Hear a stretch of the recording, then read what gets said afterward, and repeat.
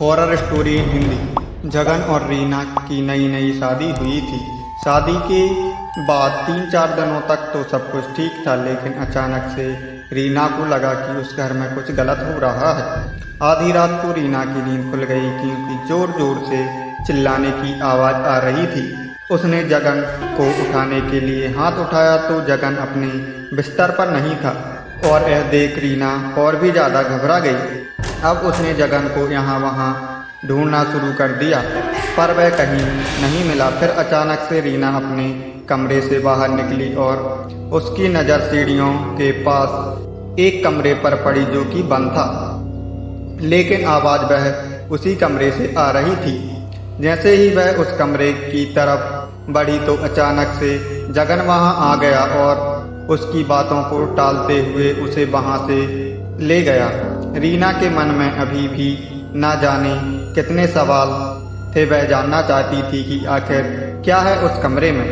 कुछ दिन बाद फिर से आधी रात को उस कमरे से जोर जोर से किसी के चिल्लाने की आवाज़ें आने लगी और इस बार भी जगन फिर से अपने बिस्तर पर नहीं था। आज रीना ने ठान लिया कि वह पता करके ही रहेगी कि यह सब क्या है।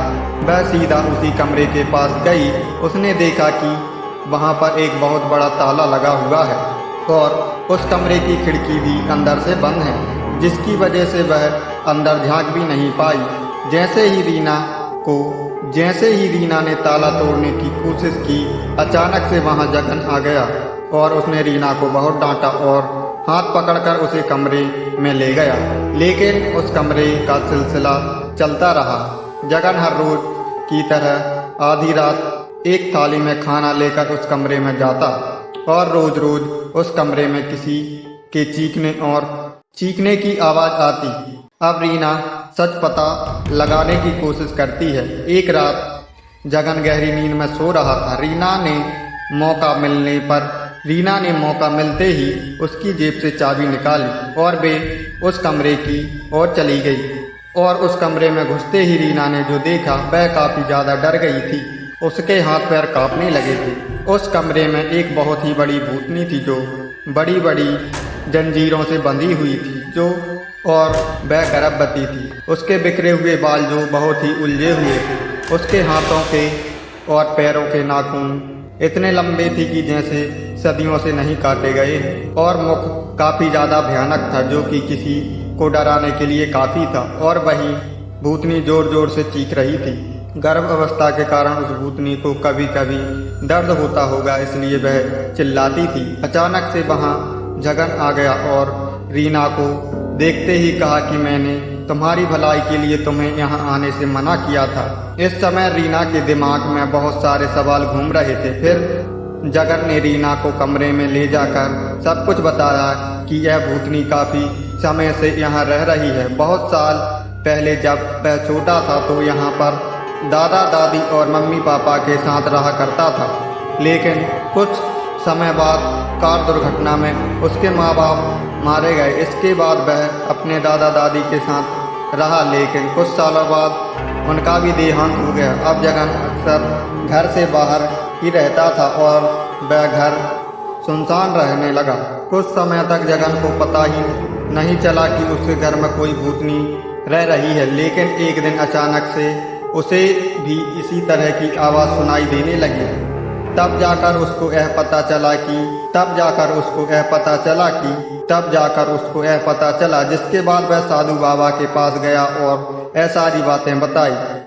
साधु बाबा ने उसे कहा कि भूतनी को घर से बाहर ना निकाले क्योंकि वह गर्भवती है। अपने बच्चे होने के बाद वह खुद इस घर से बाहर चली जाएगी और वह किसी को नुकसान भी नहीं पहुंचाएगी, लेकिन हाँ, उस पर किसी स्त्री की परछाई नहीं पड़नी चाहिए, अन्यथा वह कुछ भी कर सकती है। इसलिए जगन ने कभी भी उस भूतनी पर रीना की परछाई नहीं पड़ने दी।